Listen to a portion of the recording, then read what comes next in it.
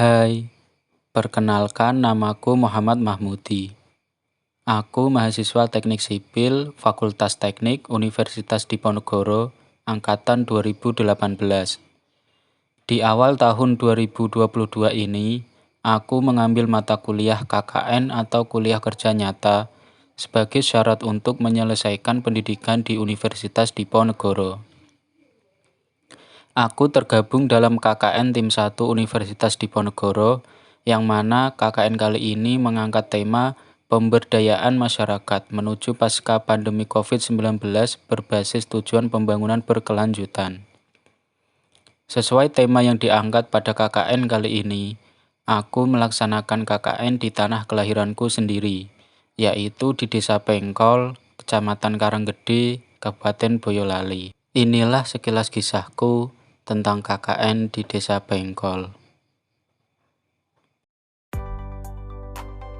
Desa Pengkol adalah salah satu desa yang ada di Kabupaten Boyolali, tepatnya di Kecamatan Karanggede. Desa Pengkol saat ini dipimpin oleh seorang kepala desa, yaitu Bapak Suripno. Secara administratif, Desa Pengkol terdiri dari 4 dusun, yaitu Dusun Klencong, Dusun Durinan, Dusun Waru, dan Dusun Pengkol. Berbagai potensi dimiliki oleh Desa Pengkol. Di sektor ekonomi, Desa Pengkol dikenal secara lokal sebagai sentra industri kecil tahu yang memasok ke pasar-pasar tradisional di sekitarnya. Di Pengkol terdapat setidaknya 8 pabrik tahu atau home industri tahu. Setiap harinya, pabrik tahu mampu memproduksi kurang lebih 50 kg tahu. Tahu-tahu tersebut kemudian disuplai ke pasar-pasar di sekitar Kecamatan Simo, Karanggede, Klego, Sambi yang masih tergabung dalam satu Kabupaten Boyolali. Di sektor pertanian, Desa Pengkol juga memiliki area persawahan atau perkebunan yang cukup luas dan subur. Di samping itu, juga didukung dengan adanya sungai yang melintasi Desa Pengkol sebagai sumber pengairannya. Ketika musim panen, banyak sumber makanan pokok, terutama padi, yang dihasilkan dari pertanian oleh masyarakat sekitar. Oleh karena itu, sebagian besar mata pencaharian penduduk Desa Pengkol adalah pembuat tahu, petani, dan juga sebagian lagi peternak.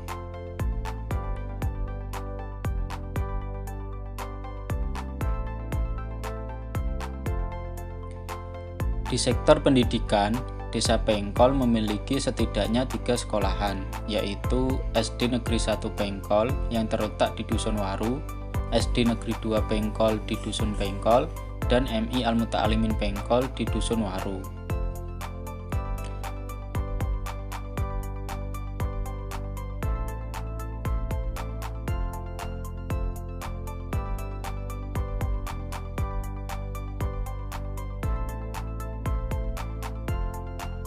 Di sektor olahraga, Desa Pengkol juga memiliki sarana olahraga yang dapat digunakan oleh masyarakat sekitar. Ada gedung olahraga badminton,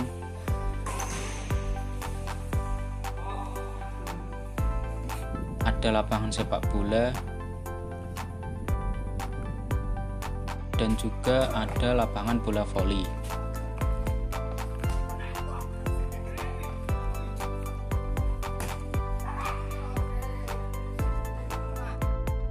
Di sektor pariwisata, Desa Pengkol memiliki jembatan yang cukup dikenal oleh banyak orang dari berbagai daerah. Jembatan ini dikenal dengan nama Jembatan Impres atau masyarakat sekitar lebih sering menyebutnya Talang Braholo. Jembatan ini menghubungkan antara Dusun Pengkol dengan Dusun Waru. Jembatan ini memiliki panjang sekitar 180 meter dan tingginya kurang lebih 20 meter. Selain sebagai penghubung, jembatan ini juga berfungsi sebagai saluran air atau irigasi. Karena dalam bahasa Jawa, saluran air adalah talang. Oleh karena itu, masyarakat di sini menyebutnya dengan sebutan Talang Braholo. Jembatan ini sangat cocok untuk pengembangan pariwisata di Desa Pengkol. Di samping kanan kiri jembatan, terdapat pohon-pohon hijau yang menambah kesegaran dan kesejukan tempat ini. Jadi, Buat kamu yang pengen cari spot foto yang menarik juga menantang, kamu bisa banget datang ke Jembatan Impres ini.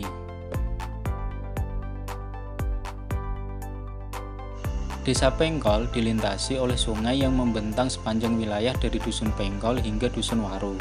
Meski sungai ini jadi salah satu keuntungan yang dimiliki Desa Pengkol karena dapat menjadi sumber air, namun tidak jarang sungai ini dapat menimbulkan bencana. Ketika musim penghujan, sungai ini sering meluap yang bisa sampai membanjiri area persawahan di sekitarnya. Bahkan pada tahun 2021, di Desa Pengkol pernah terjadi banjir akibat hujan lebat dan meluapnya sungai yang melintasi Desa Pengkol tersebut. Setidaknya ada 3 rumah yang terendam akibat banjir ini. Banyak faktor yang dapat menyebabkan banjir, tidak hanya akibat luapan arus sungai yang deras, tetapi di samping itu juga akibat belum baiknya sistem drainase di daerah tersebut.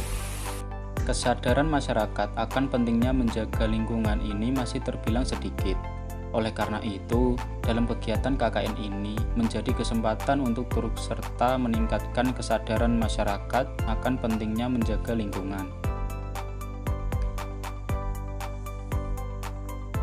Di masa pandemi ini, KKN harus dilaksanakan dengan mematuhi protokol kesehatan. Ini menjadi tantangan tersendiri bagiku, karena dituntut melaksanakan program dengan maksimal, tetapi terbatasi adanya pandemi COVID-19. Meski begitu, hal ini tak menyurutkan semangatku untuk terus berusaha memberi manfaat yang nyata kepada masyarakat, terutama Desa Pengkol.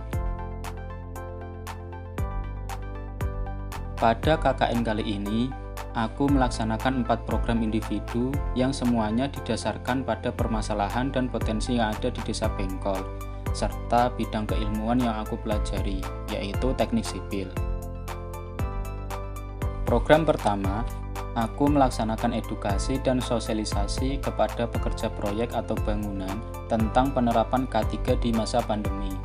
Seperti kita ketahui, pandemi COVID-19 telah mempengaruhi banyak sektor sehingga mengalami penyesuaian terkait aktivitas atau kegiatannya.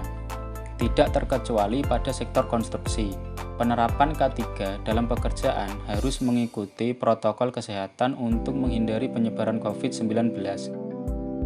Sosialisasi ini aku laksanakan di 2 proyek bangunan rumah warga yang ada di Dukuh Tegalsari. Selain sosialisasi, aku juga membagikan poster K3 agar para pekerja lebih mudah dalam memahami. Program kedua, aku mengadakan penyuluhan bahaya narkoba bagi remaja di Desa Pengkol. Aku bekerja sama dengan teman-teman KKN Undip dan Karang Taruna Mekar Remaja Desa Pengkol yang diketuai oleh Bapak Munajat. Kegiatan ini bertujuan untuk memberikan wawasan dan pengetahuan tentang bahaya narkoba, serta membentuk karakter anti narkoba kepada remaja di Desa Pengkol. Pada kegiatan ini, menghadirkan narasumber dari BKKBN Karanggede dan Kepolisian Sektor Karanggede. Kegiatan ini diikuti oleh peserta dari remaja Karang Taruna Dukuh Pengkol, Persadaru, dan IPSA dari Dukuh Waru. Program ketiga, aku melaksanakan sosialisasi tentang pemeliharaan sistem drainase perumahan.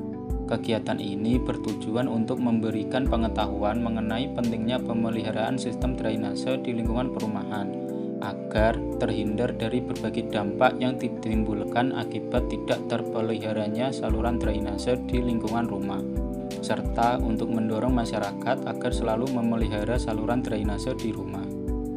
Kegiatan ini aku laksanakan secara door to door atau dengan mendatangi secara langsung ke setiap rumah-rumah. Hal ini aku lakukan untuk menjaga protokol kesehatan agar mencegah penyebaran COVID-19. Sosialisasi ini dilakukan dengan membagikan leaflet panduan pemeliharaan sistem drainase perumahan. Program keempat, aku melakukan edukasi tentang konservasi sumber daya air dengan pembuatan lubang resapan biopori. Lubang resapan biopori adalah lubang yang dibuat tegak lurus ke dalam tanah dengan diameter 10 cm dan kedalaman antara 50 cm sampai 100 cm. Lubang tersebut kemudian diisi dengan sampah organik yang berfungsi sebagai makanan makhluk hidup di dalam tanah seperti cacing, akar tanaman yang nantinya akan memicu pori-pori dalam tanah. Alat dan bahan yang digunakan dalam pembuatan lubang resapan biopori antara lain bor tanah atau alat untuk membuat lubang misalnya linggis, kemudian pipa PVC dan penutupnya yang sudah dilubangi sisi-sisinya, lalu sampah organik dan air. Pembuatan lubang resapan biopori dilakukan di halaman MI Al-Muta'alimin dan halaman Balai Desa Bengkol sebagai salah satu lokasi yang dapat menjadi percontohan bagi masyarakat sekitar. Manfaat lubang resapan biopori secara umum dapat mengurangi resiko bahaya banjir karena meningkatkan daya peresapan tanah. Dari keempat program yang aku laksanakan, semua berjalan dengan lancar. Aku berterima kasih kepada masyarakat Desa Bengkol yang turut mendukung kegiatan KKN-ku kali ini. Sekarang kami atas nama pemerintah Desa Bengkol serta warga masyarakat Desa Bengkol, terima kasih atas kehadiran dari adik-adik KKN Undip Semarang, yang mana dengan kehadiran adik-adik semua ini akan membawa manfaat bagi warga kami, menambah kegiatan-kegiatan di desa kami, dan menambah kesadaran masyarakat untuk hidup bergotong royong. Itu dengan harapan semoga selama adik-adik di Desa Bengkol ini nanti bisa dilanjutkan oleh warga kami untuk kerukunan, gotong royongannya, dan dengan harapan mudah-mudahan adik-adik KKN dari Undip Semarang setelah sepulangnya dari Desa Bengkol nanti segera lulus dengan nilai yang terbaik dan bermanfaat untuk warga masyarakat, bangsa, negara, dan agama. Itu sekali lagi kami ucapkan terima kasih atas kehadiran dan kegiatan di Desa Bengkol tahun 2022 ini, dengan harapan walaupun nanti kita berpisah, tetapi tetap kita selalu mengenang, walaupun ibaratnya jauh di mata tetapi tetap dekat di hati. Harapan kami nanti kalau sudah sukses, kami harap dengan pada adik-adik untuk selalu ingat warga Desa Bengkol. Kiranya sekian, dan kurang lebihnya mohon maaf. Assalamualaikum warahmatullahi wabarakatuh. Waalaikumsalam.